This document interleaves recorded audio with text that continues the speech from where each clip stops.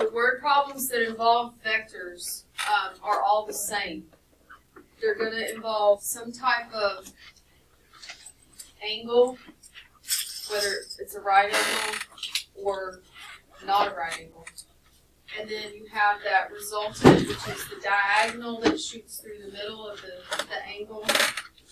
And then you have the question of what's the magnitude or what's the angle that the resultant makes with a larger force, which is a matter of being able to draw the picture and place theta in the correct spot.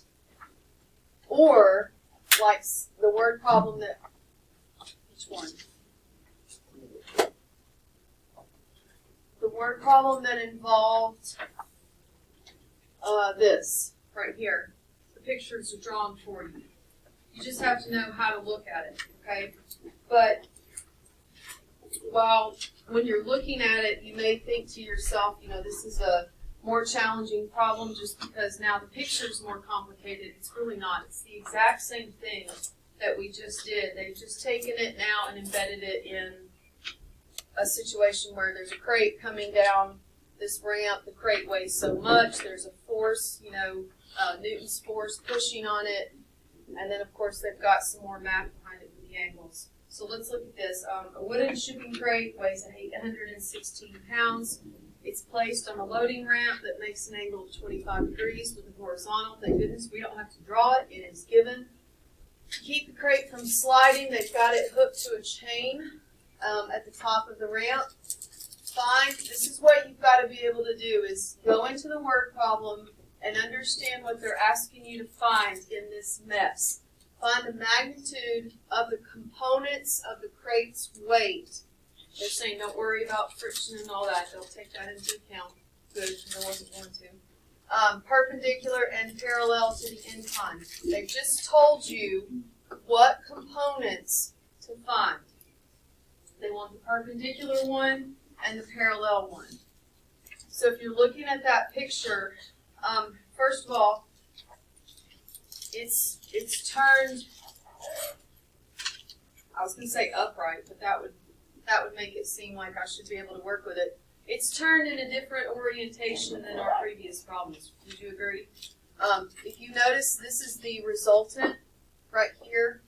You can see because of the arrow coming out of the two perpendicular and parallel vectors. So I'm going to take this picture and I'm going to imagine it sitting like this. I'm going to rotate it that way so that now I can see that I have this resultant, I have this vector that's right here. This would be C to D, to give you an idea. This would be B. And then I have C to A here. Do you see that? Then I'm going to fill in the numbers. 25 degrees is between CD and CB. So that would go here. The 816, if you look at it, now that one might be a little tricky because the 816 is next to the resultant, but then it's also right in the middle of this dotted side A, B. So you have to go back and read it to understand where the 816 is coming from.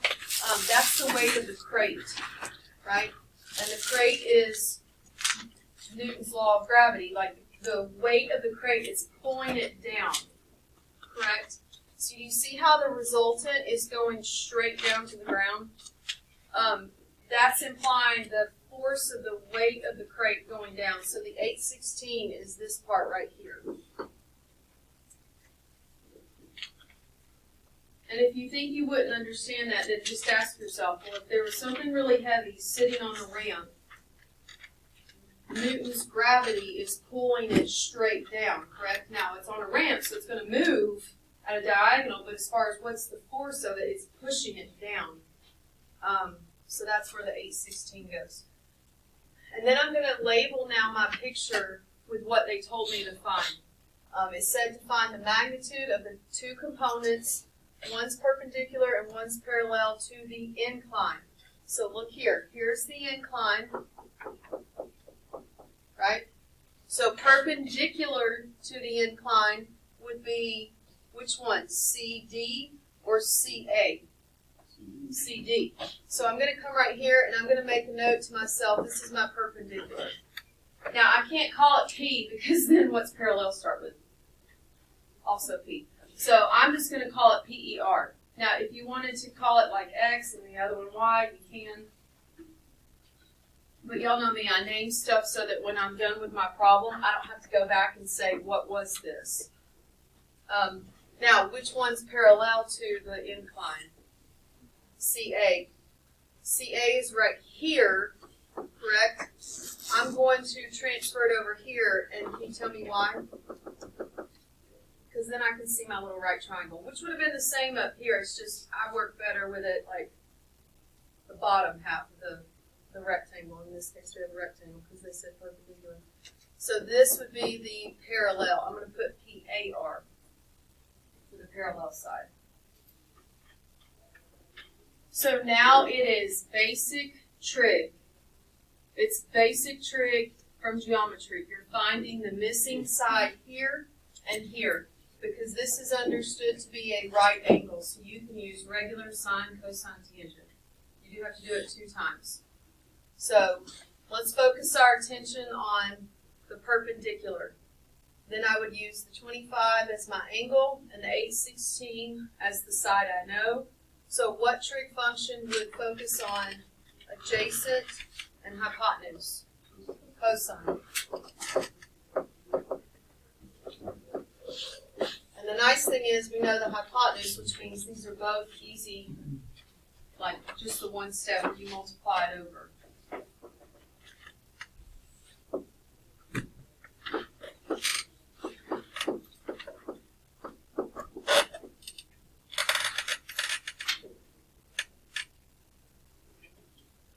I went to the nearest whole number.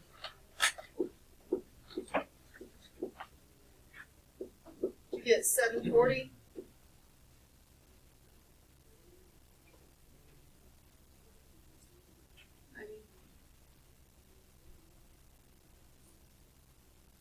Maybe.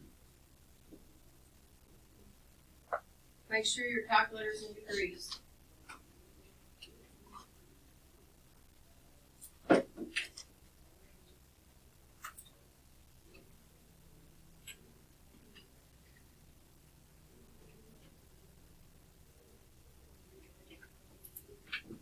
Okay, you try to find the parallel.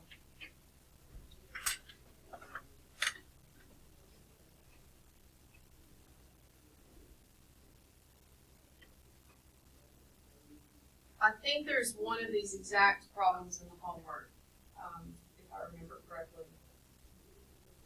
But it's exactly like this. You just need to label your triangle and then it's basic trig.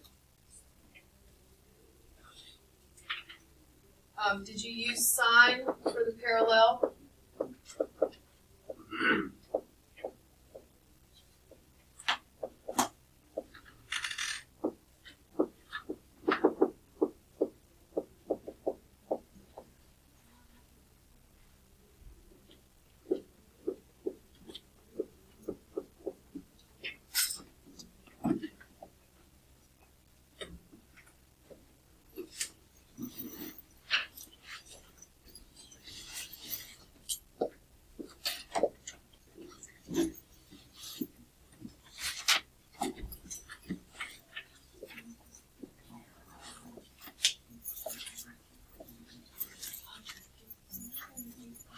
Go to that next word problem. I just want to make sure you understood it because it was at the end of the, it was like right when the bell rang yesterday. It just went.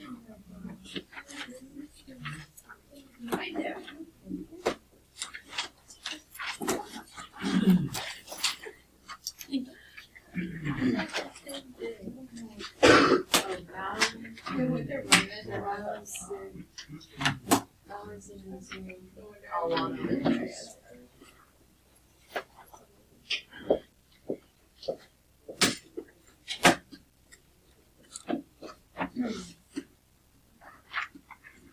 Okay, so this was the one that was at the end yesterday. The only part that you have to know enough of the situation to draw to help you know how to approach it is this line straight down right here to get your right triangle.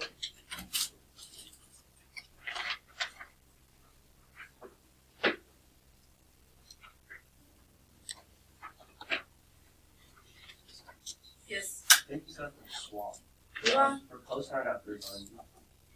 How do you decide what's the? Could have this little room.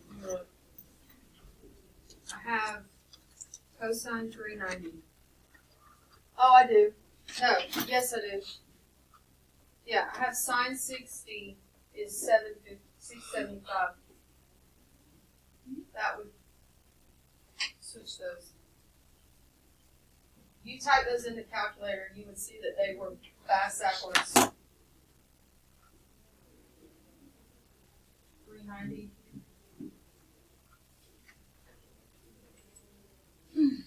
Thank you. Yes. How do you know it's a right triangle, or do you just put some? So,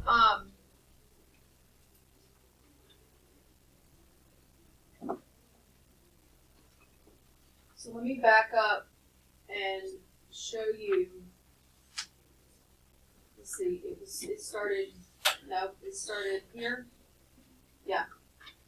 So this one straight up told us. So that's how we know we're gonna draw a rectangle.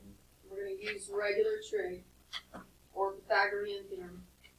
This one is telling you that the two forces, the two vectors, are 47. So that's your indication. You know, okay. So it's a parallelogram, not a rectangle. This one right here, we were given the magnitude of vector W that is inclined 40 degrees with the horizontal, and that's letting me know they're telling you a diagonal because it's inclined with 40 at 40 degrees with the horizontal. So they're giving you the diagonal, so then and the horizontal. So then, because they don't give me the second vector, they're asking for the two vectors because this is 40. The only way to solve this, because of the information not given, is to draw it as a rectangle. It's not this problem. They're giving you the actual two vectors, and you draw the parallelogram. Here, they're giving you the diagonal and asking for the horizontal and vertical. Every horizontal line is by default perpendicular to every vertical line. If you think about it, all horizontal, all vertical, doesn't matter where they are. So that's the implication of you've got a right triangle here. Easterly and southerly is just a coordinate way to say horizontal and vertical. This one, the picture was drawn, and you can assume this is a rectangle because they even say the parallel and the perpendicular. So just like the horizontal and the vertical are by default at a right angle, each perpendicular line and parallel line are by default at a right angle. So that's a rectangle. This is the only one where, when you look at the original picture, right here, they tell me that the magnitude of this is 780. I know this is 60, but then I know nothing else. And then they want the horizontal and the vertical components. That's your clue. There's a right angle in there. So it's going to be a rectangle. Which I didn't draw the rectangle. The rectangle, if you're wondering where the rectangle is, it just means that you would close in the rest of it, but you don't have to because it's just a basic right triangle. Also, the ones that we will be tested over will be in the review. You know what I mean? So I'm not doing like a surprise. I'm not going to do that. That's complicated enough as it is because we're not What kind of an engineer would that be? Somebody that studies physics, maybe? Don't quote me on that, y'all, on math.